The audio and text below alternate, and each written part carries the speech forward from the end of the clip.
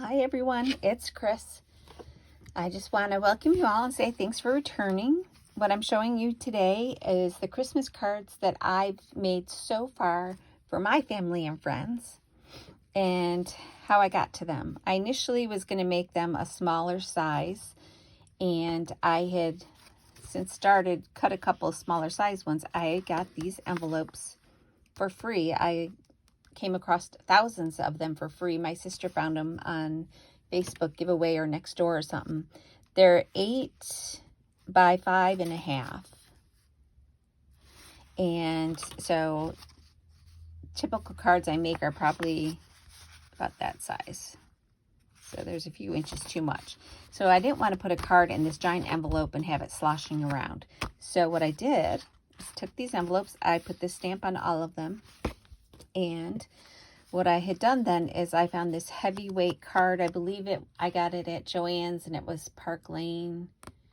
And it's like 80-pound or 120-pound paper.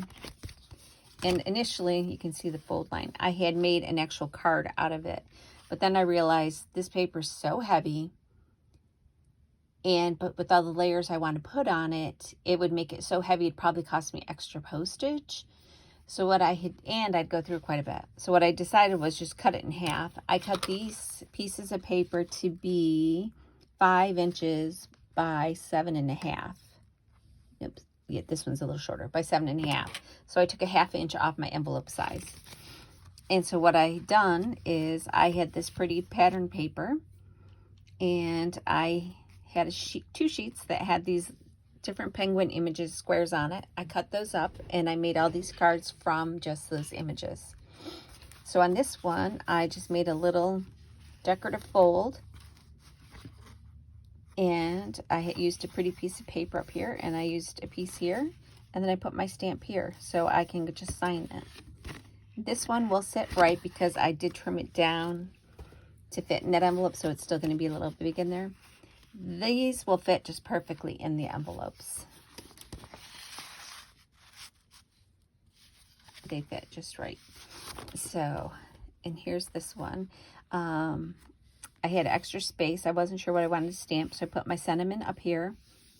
I put this extra, I had a big sheet of this paper, and I just sliced it into 1-inch strips, and then I used it on here. This one I did use a pretty background because I had already cut it. And here I put my Merry Christmas up here. It gives me all this space to write. I did put a decorative ribbon around here.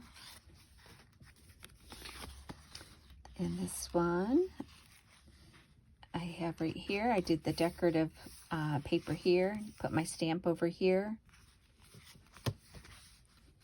And I apologize. I did make this video once, but they were all sideways. I thought I was filming it the correct direction, but apparently I wasn't. This was one of the cards I had initially cut down, and this was going to be one of my cards. But when I realized I used up all the small envelopes I had, and I had to use these big ones, then I cut it up and made it so it's just a flap here to make my card. I put my sentiment, decorative ribbon, my piece up here. I could embellish this more if I'd like. Let's skip ahead to this one. Like on this one here, I have that strip at the top, and I put 2 eyelets in it and put a ribbon. I couldn't get a pretty bow, so I just tied a knot. And here I have my sentiment, and I used a whole card, so it varies. Sometimes I just did a flap and I put it on. Sometimes I put the whole card. I think I was just looking to try different things to see what I liked best. This one has the snowflakes on this decorative piece, so I put green snowflakes around the edges and on the green piece. And I put my Merry Christmas in there. Here's another one where I had this type of spacing. So I used this May Your Christmas Be Cozy, Warm and Bright. And then when you lift them up, I put my Merry Christmas up there. I put another piece of paper from another card here to just dress up that, it was actually off this one, hinge a little bit. Here's this one. I did a little stamp to bring out the snowflakes. This is another piece of that pretty paper I really liked. And here I just put down a ribbon on that seam to kind of dress it up and tie the two sides together, and it gives me all this space to write.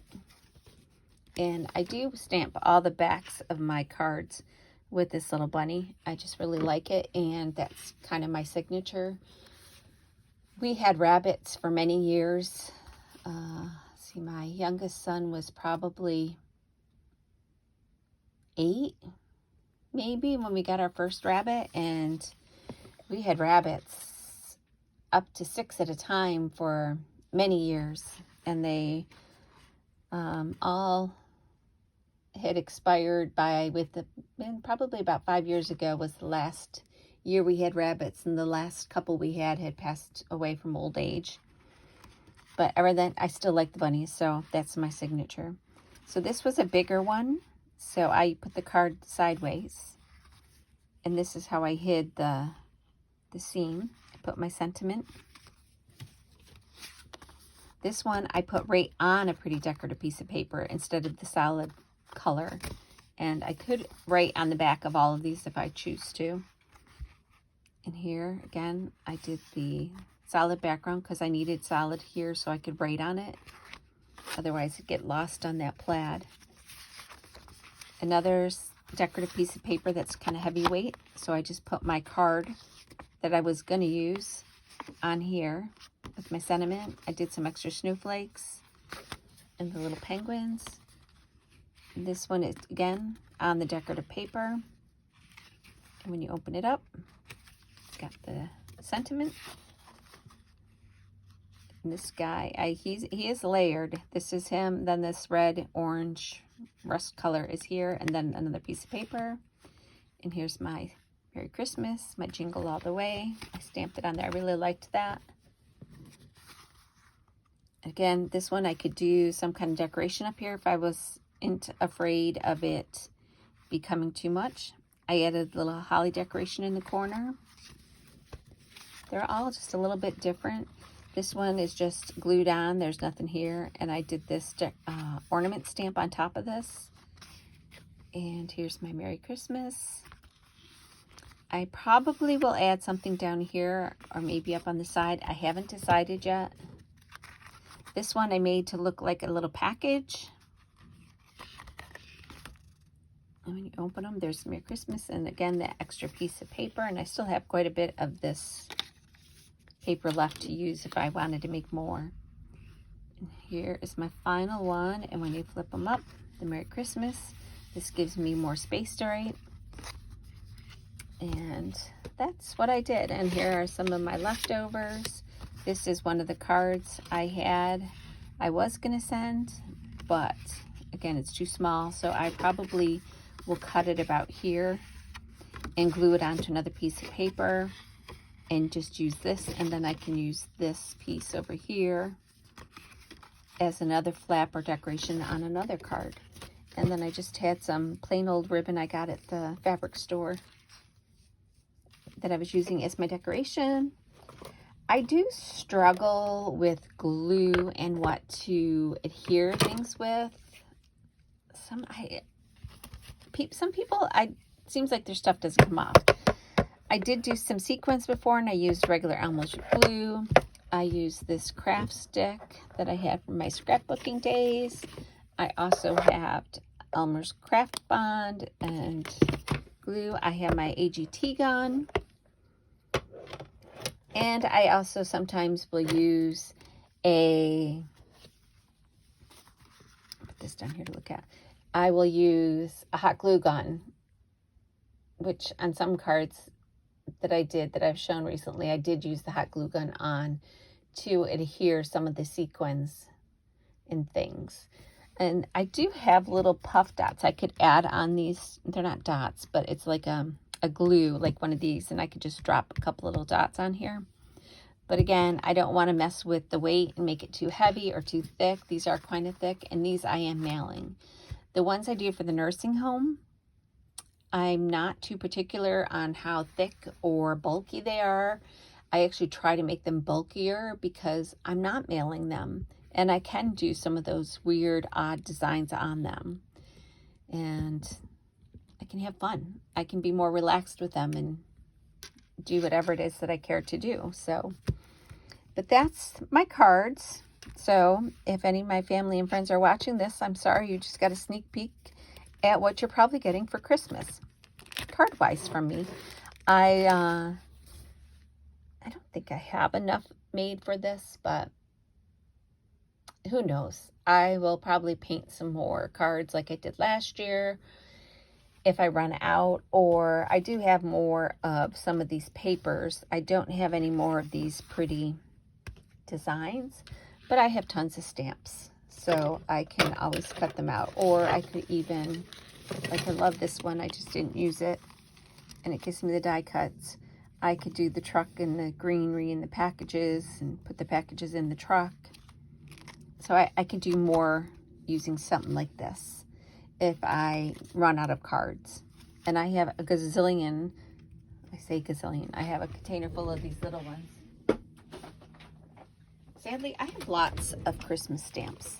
And some of these I haven't even used. But it depends upon, I lost the backing to some of these. This was the one I stamped on that other piece. This one is new, and I did use, you can tell which ones I used because they're colored. I did use this one to put on the envelopes to the nursing home people. And then I have this container full of little stamps. And I actually probably will put my clear ones in here so all my Christmas stamps are together. So I did use these little square ones all on the nursing home cards.